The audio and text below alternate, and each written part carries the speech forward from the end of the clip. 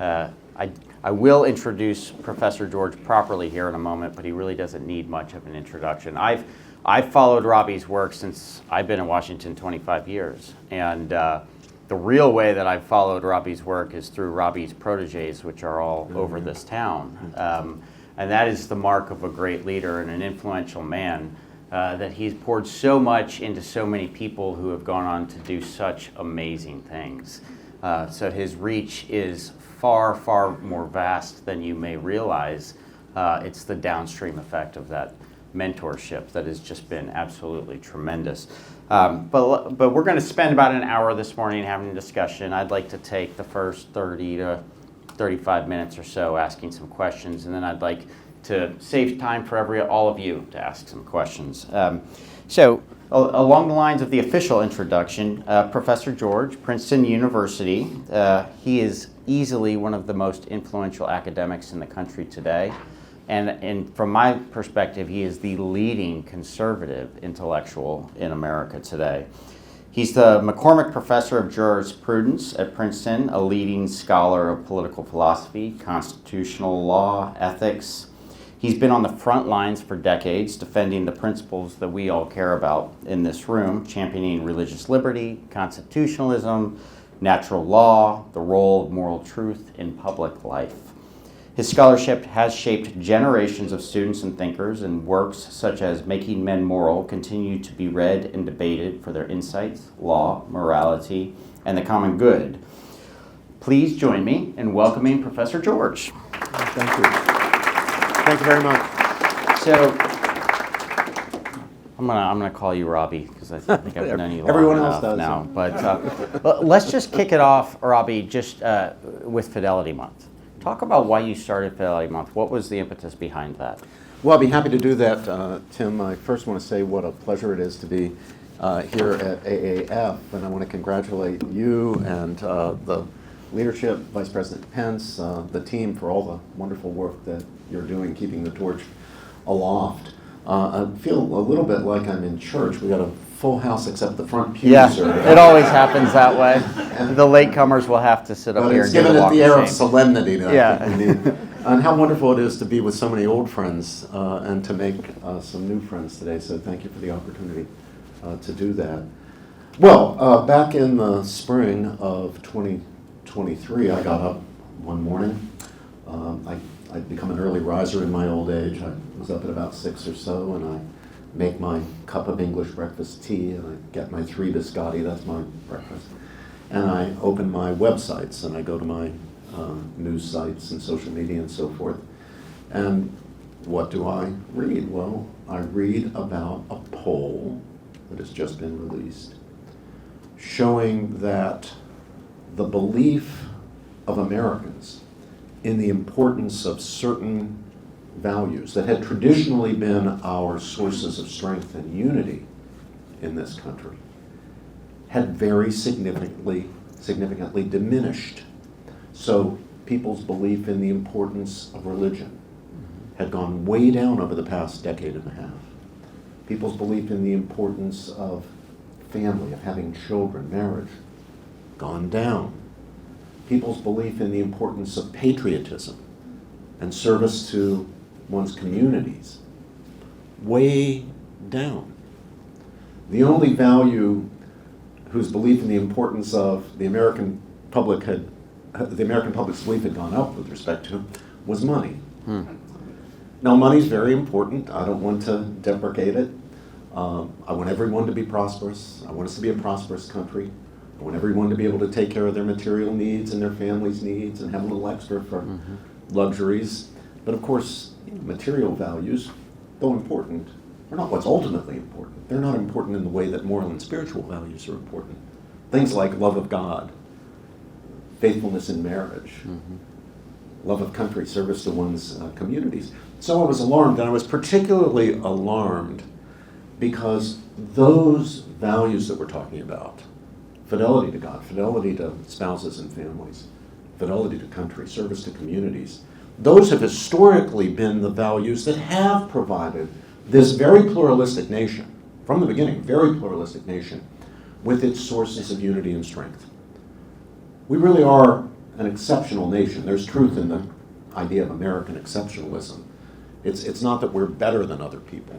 It's that unlike most other nations of the world, most times, most places, we Americans cannot draw our strength and unity from common bonds of race, many different races, ethnicity, many different ethnicities, cultural histories, many different cultural histories, religious tradition, many different religious traditions. You know, we're black, we're white, we're Asian, we're Latino, our ancestors come from Ireland and Japan and Italy and Russia, all over the world. We're Protestant, Catholic, Jewish, Christian, Muslim, Hindu, Buddhist. Our people come from all sorts of traditions of faith, all sorts of ethnic backgrounds, all sorts of cultural histories. So what binds us together? If we're not a blood and soil nation like most nations, or a throne and altar nation, well, number one, our shared commitment to our basic constitutional principles, the principles of our civic order, the principles of the Declaration of Independence and the Constitution. Americans across the racial spectrum, across the ideological or the ethnic spectrum, across the religious divides, have all shared a commitment to the principles of the Declaration. All men are created equal, endowed by their Creator with unalienable rights, to the principles and institutions of the Constitution. But that has never been the whole story, and by itself, it has never been enough. Mm-hmm. We have also, across all those lines of difference and division, shared a belief in the importance of fidelity to God. After all, this is a nation founded on what Lincoln called the proposition that all men are created equal, that they are endowed by their Creator. Not their president, not the king, not the Congress, not the Parliament, not the Supreme Court, no merely human institution, no merely human power, but by God Himself, with certain inalienable rights. So, we've been united in that, despite our creedal differences, being Protestant, Catholic, Jewish, Christian, Muslim, Hindu, Buddhist. Same when it comes to the family, marriage and the family. The belief in the importance of marriage and the family is not a distinctively or uniquely Christian thing. Our Jewish fellow citizens believe the same thing. Our Muslim fellow citizens, our Buddhist, our Hindu. Right? Same with patriotism. The blood that has been shed in America's wars to defend our freedom. That's the blood of white people, but also black people. Asian people, Latino people. People whose ancestors came from Croatia, people whose ancestors came from Ghana, people whose ancestors came from Poland and Ireland. Protestants, Catholics, Jews, members of other traditions of faith. So those values were key sources of our strength and of our unity as a people. So I ask myself, sitting there having my biscotti and cup of tea, so what happens to us? Where do we find our strength and unity, especially when push comes to shove, when times get hard? When we face real challenges, where do we find our strength and unity? If people's belief in the importance of those values collapses. So, what do you do in 21st century America? I thought, all right, by the power vested in me by absolutely no one, I hereby declare June, henceforth and forevermore, to be Fidelity Month, where we, Americans, of all races, all ethnicities, all faiths, all cultural and historical backgrounds, rededicate ourselves together to fidelity to God, fidelity to our spouses and families, and fidelity to our country and to our communities. And it's being 21st America, where do you go to make such a declaration? To social media. So I posted the announcement on my social media accounts that June is henceforth and forevermore Fidelity Month.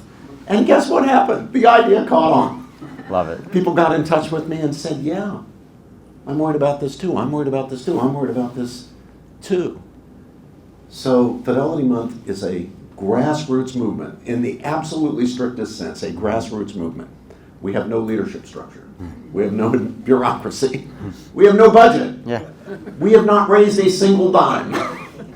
It is all coming from the bottom up, from the grassroots up. And I would urge you all to go to our website at fidelitymonth.com, and you can find ways that you don't have to be a public official, you don't have to be a preacher, you don't have to be a celebrity, you don't have to be a public intellectual, just anybody can help to spread the word about Fidelity Month and thereby to uphold and reinforce those values. You can begin by downloading for free our Fidelity Month logo.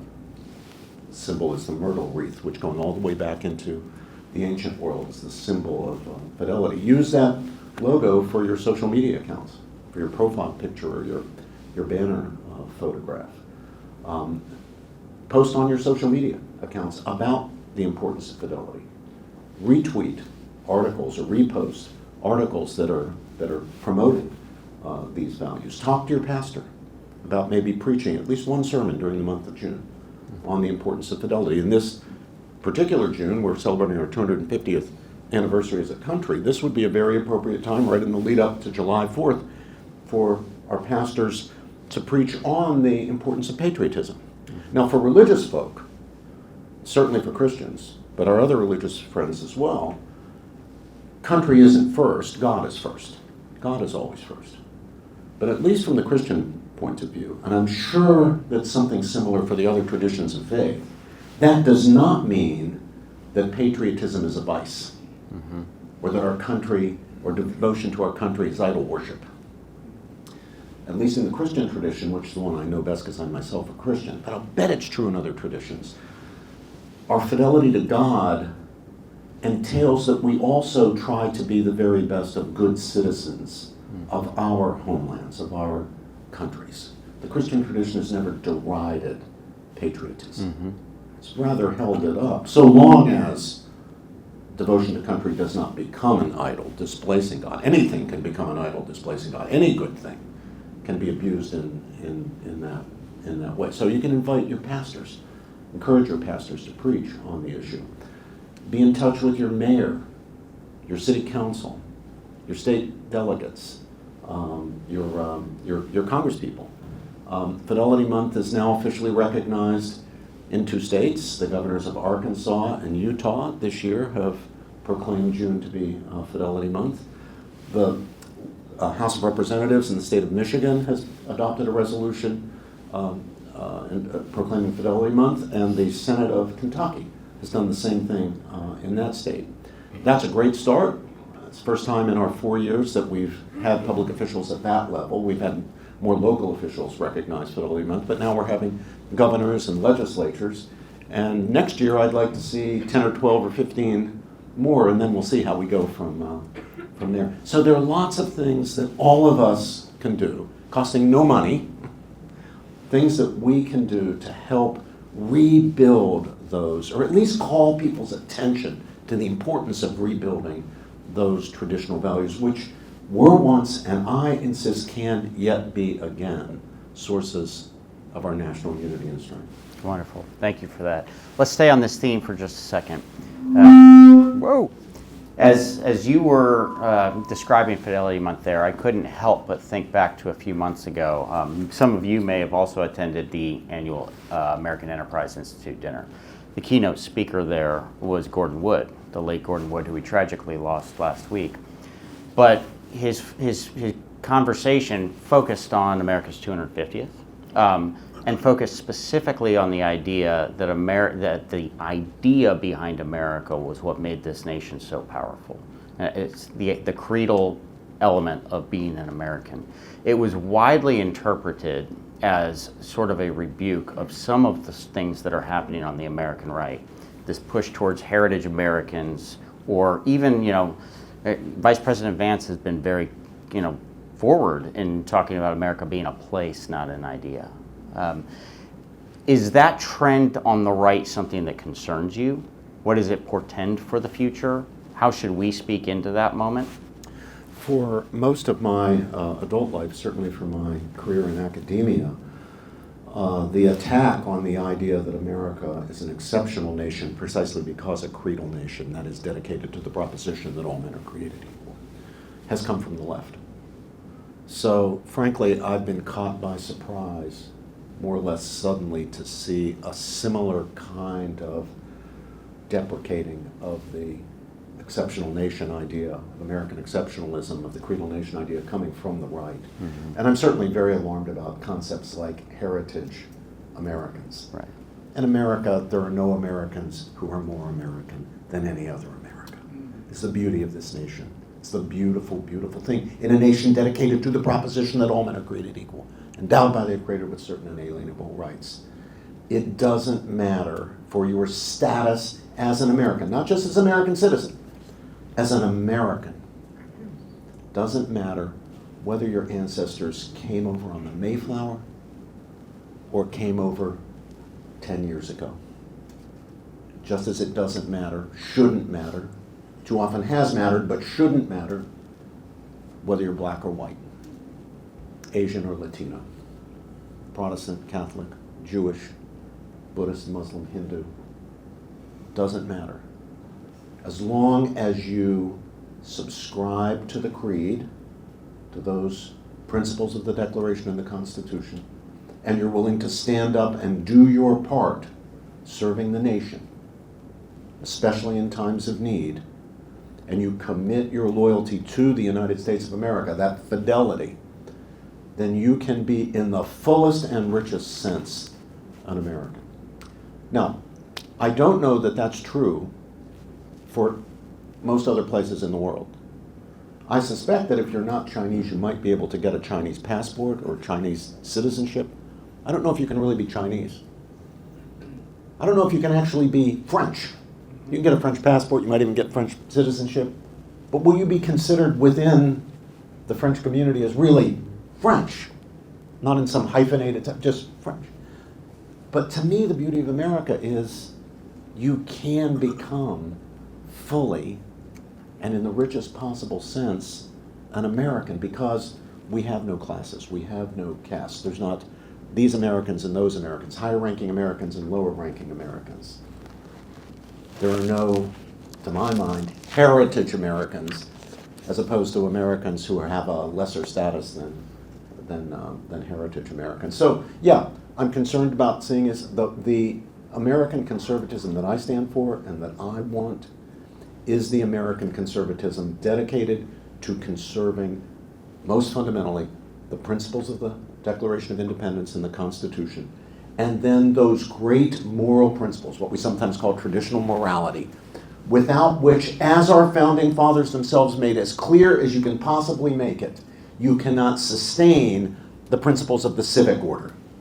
Those principles having to do with the family, respecting the sanctity of human life, respecting the role of the institutions of civil society in forming each new generation so that people can lead successful lives and be responsible citizens of a democratic republic, truly participating in self-government. This is what John Adams had in mind when he famously said, "Our Constitution is made for a moral and religious people and will simply not serve well any other type of people."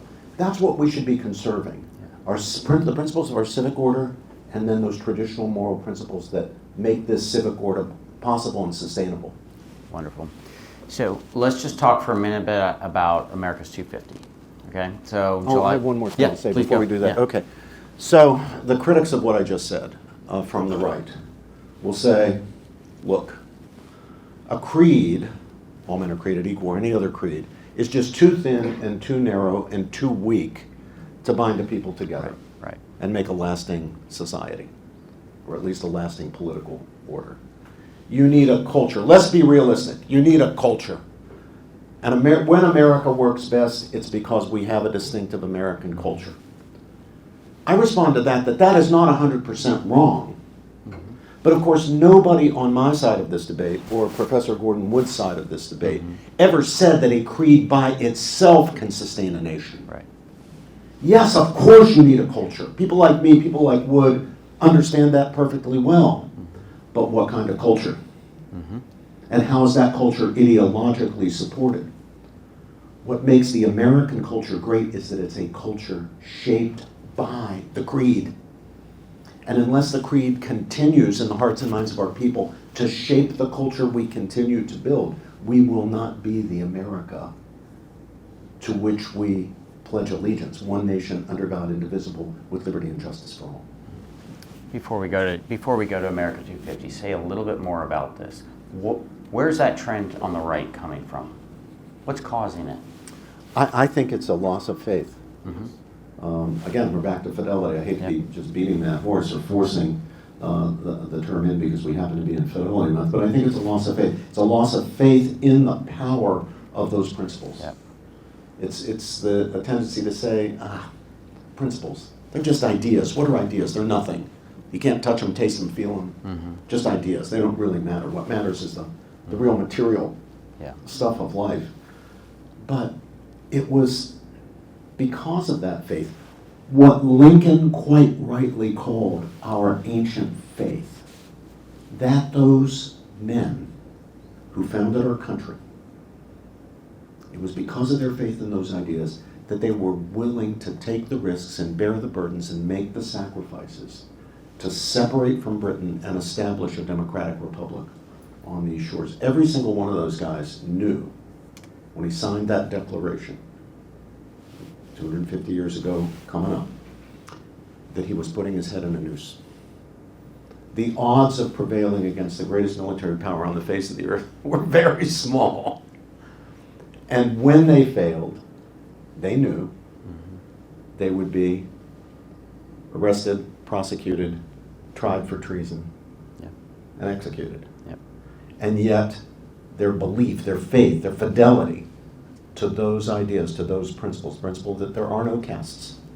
All men are created equal. We don't have dukes and earls and things. That principle, the profound, inherent, and equal dignity of each and every member of the human family, which is what that second sentence of the Declaration of Independence is all about. Their belief in that principle is what impelled them to bear those risks, bear those burdens, take those chances on what was a pretty dicey proposition. Yeah, I could not agree more in terms of the loss of faith. I sort of have a thought on this as well that I'd like you to respond to. I think it's also a lack of gratitude. You mentioned gratitude earlier. And I think one of the essential conservative dispositions is a gratitude for those who came before you. You know, G.K. Chesterton has that wonderful riff where he talks about the democracy of the dead. And respecting the people who came before you and built the great institutions. This United States of America is a great institution. The Constitution is a wonderful thing to be handed down, and I sort of see, especially in some of the elements of the populist right today, a loss of gratitude and a loss of respect for the people who came before you. Do you think I see that right? Yeah, unfortunately you do. What Tim was referring to a moment ago is G.K. Chesterton's famous line that tradition is the democracy of the dead. Why do we uphold tradition in a democracy?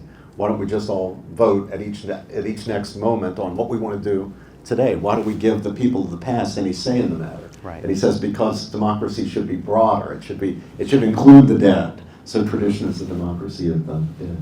Chesterton also, when he visited America, he found America fascinating. He went back to England and he reported to his fellow Englishmen that in America I found a nation with the soul of a church. Mm-hmm. What did he catch on to there? What had he noticed? It's the creed. It's the creed at the heart of the nation, at the heart of the culture. What shaped the culture he saw was the creed, what Lincoln again called the ancient faith. I mean, friends, we don't want to lose this. We do not want to lose this. We don't want to give this up. We have to fight for it. We have to maintain it. We have to uphold it. We have to defend it.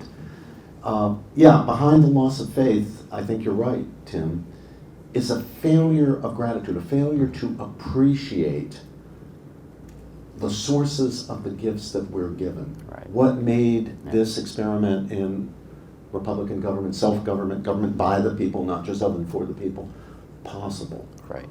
And those include faith in God, strong marriage-based families, and the love of country that comes out of gratitude. Why have these soldiers over the course of our history been willing to give what Lincoln called the last measure of devotion, coming from all these different backgrounds, having so little else in common because they're different religions, they're different races, they're different ethnicities, different cultural histories? What have they had in common? I can tell you because of my immigrant grandparents. Yeah. I know exactly what they had. Gratitude. my Syrian Lebanese grandmother would kiss the ground when she'd actually get on her knees and kiss the ground when she went outside as an act of gratitude. She was so happy to be here. She was very poor, but she was so happy to be here and not there where she had come from. Yeah. That gratitude, I'm sure, is what sustained her when her 4 sons were all off fighting in World War II, taking the risk of having to give the last measure of devotion. It's gratitude. And there's an important lesson in here. I developed this in an essay that I wrote a few years ago on immigration and American exceptionalism. I think how immigrants come to America and how they're encouraged to think about the country is very important. I think we've been so successful in our immigration policies. Immigration has been such a source of strength in our country, precisely because immigrants have developed, they've come, they've been so happy to be here, they feel fortunate to live in a land, unlike in many cases their homelands, with such opportunities, such security, such liberty, that this immense gratitude is what's behind the willingness of people from places that they were fleeing for economic reasons or political reasons or because of oppression or whatever. The reasons they've been willing to take risks and fight fights and even die for this country. What you don't want is a situation where you're encouraging the people who are coming here to adopt an attitude as opposed to gratitude. An attitude of entitlement. I have a right to be here. So in the immigration debate here is a really good example of how you can go wrong in 2 different ways. You can turn against immigration altogether. I mean, I assume we're all against illegal immigration, which is good for absolutely nobody, including the immigrants. It's terrible. It's the worst thing you can have. But you can make the mistake of turning against immigration, which is really a denial of the principles of American exceptionalism.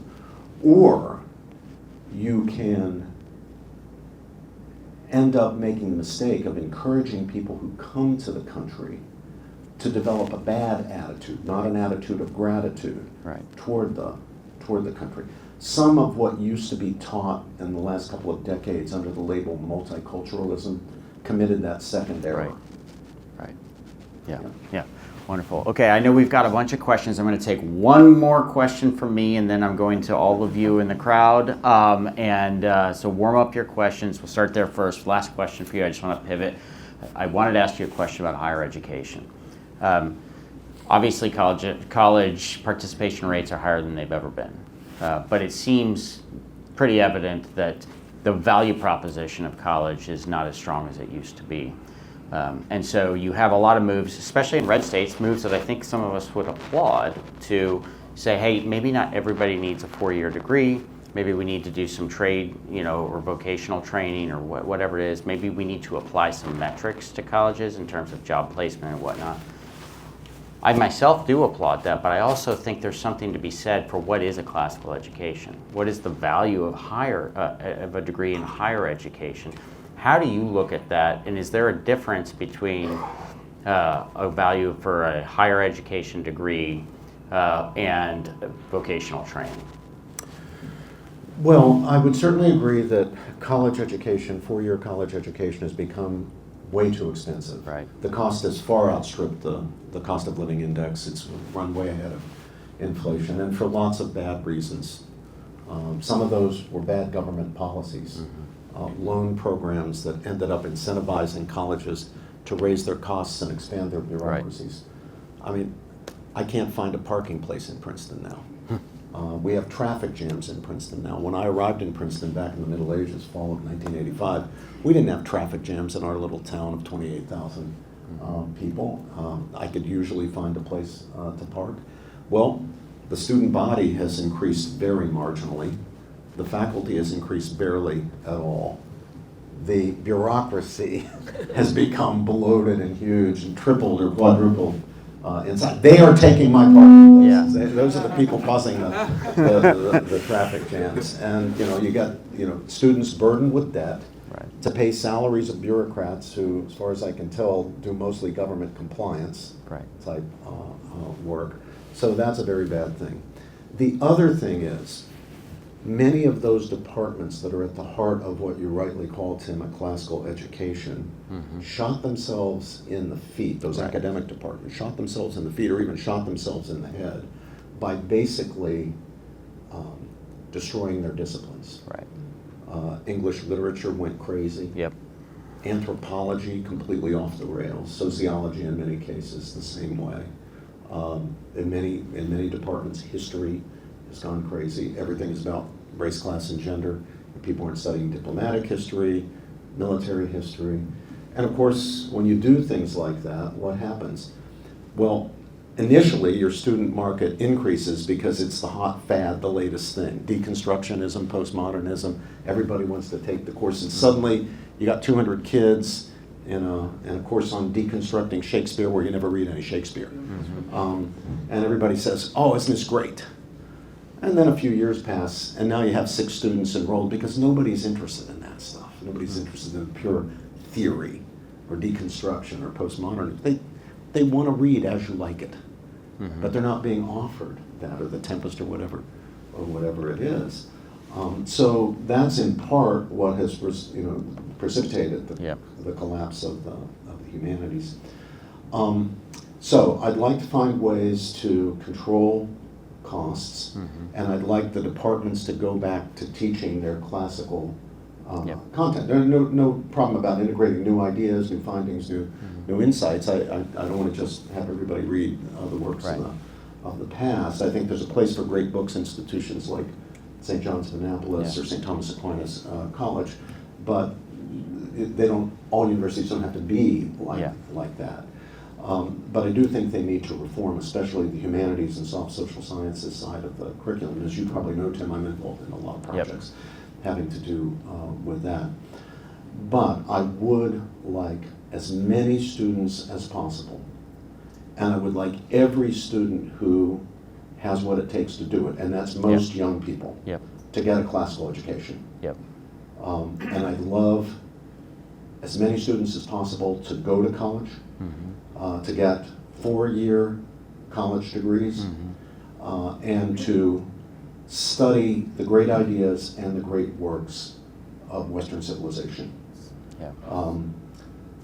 Now, some students, that's just not for them. Right. And I think there should be opportunities, especially in the vocational education area, for that. Sure. But I want every student who's capable of it to have the opportunity to do it. And I want there to be institutions who will actually provide that kind of education. So here's my way of thinking about it. I think all of us, whether we're going to be plumbers or whether we're going to be professors or whatever we're going to be, I think all of us have a calling, have a vocation to be determined truth seekers and courageous truth speakers. If you're going to run a Republican government, you need a citizenry who's formed to be vigorous in their pursuit of the truth, want to know the truth, but also courageous, bold in their willingness to speak the truth as God gives them to see the truth as best they can, knowing that we're all fallible, we're going to get some things wrong and so forth. I want colleges to be institutions that help young men and women who are entrusted by their families to the care of these institutions to form themselves to be determined truth seekers and courageous truth speakers. So that's why I'm pro-college. I'm not one of these conservatives. We have conservatives around these days, and they have an argument. I think they've got to be engaged, who say too many kids go to college, we need more training for the trades and things like that, and not everybody has to go to college and that stuff. No, I actually want more kids in college, but I want them to get real educations. And I think if you were offering real educations at reasonable costs, you'd have an awful lot, a very high percentage of our young people would want to go to college. Love it. Okay, right here. Let's just keep it right here. We'll roll down. We'll get it. Well, thank you, Professor George, for joining us. It's an honor.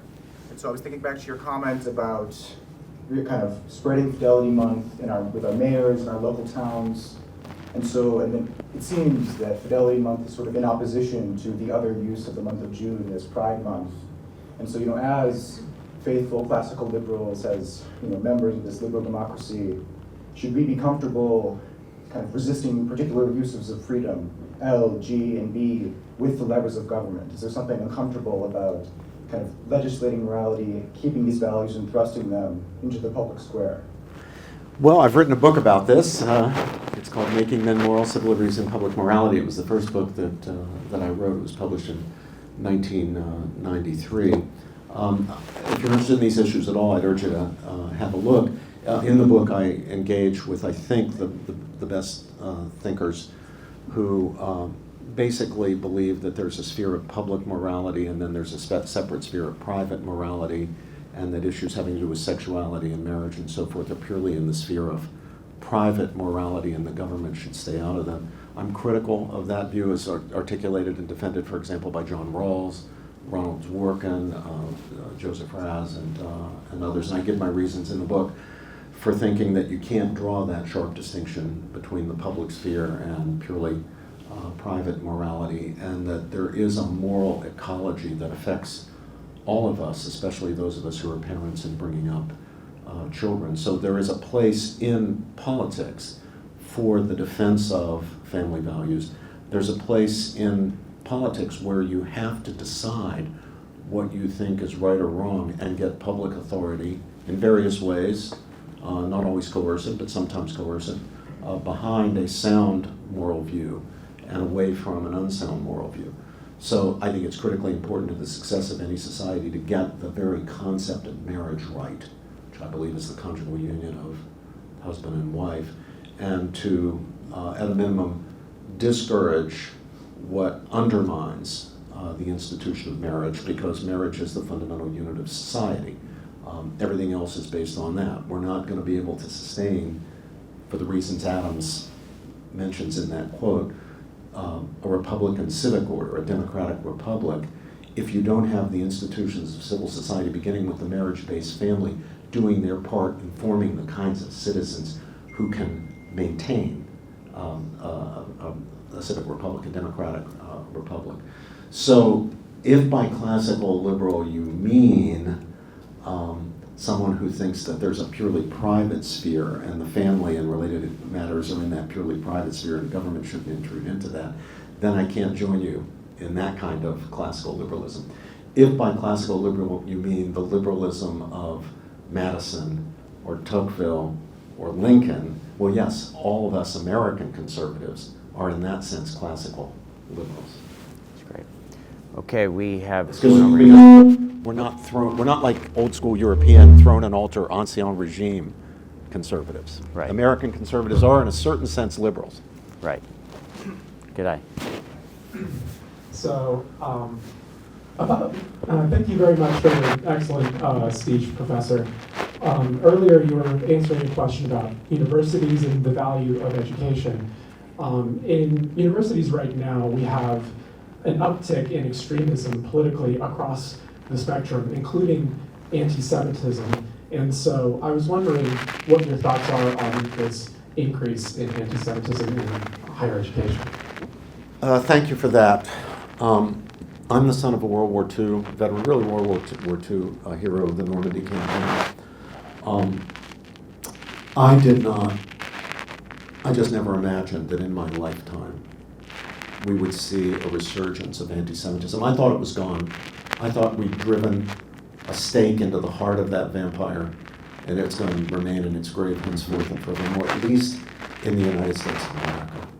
So I've been shocked and appalled and really deeply worried, because we know from history where this nonsense leads.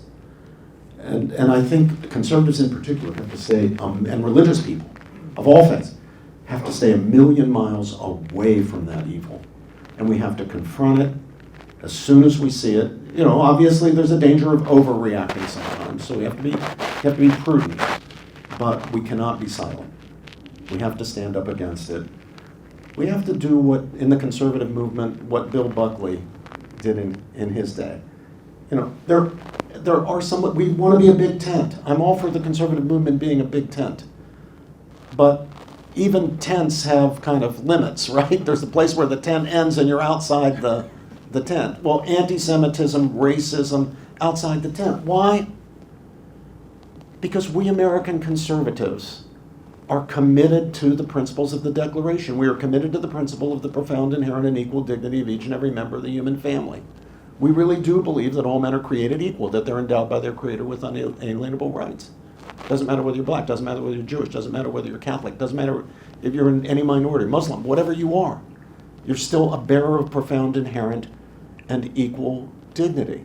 And those of us who are Jewish and Christian trace that back to the very first book of the Bible, the very first chapter of the very first book in the Bible, where we're told that the human being, though mere dust of the earth, mortal material stuff that'll someday die and dissolve, is nevertheless made in the very image and likeness of the divine creator and ruler of all that is, the imago Dei.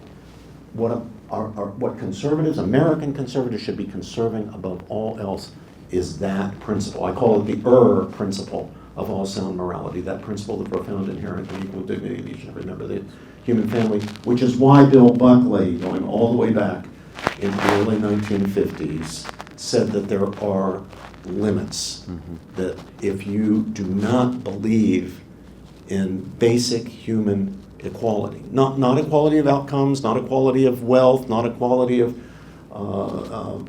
intelligence or strength or charm, or we know that people are unequal in lots of ways, but unless you believe in the fundamental equal dignity of each and every member of the human family, then there's not a place for you in this movement. That's why he kicked the racists out. That's why he kicked the anti-Semites out. They just believe in a different God. They believe in a different creed. It's not our creed. Our job as conservatives is to uphold that creed. The great thing about being a conservative is your job as a conservative is the same as your job as an American. It's the same job. It's upholding the principles of the Constitution and the Declaration. That's great. Well, one more right there, and then we'll come back over here. Morning. Thank you both for your insights and for putting on the event.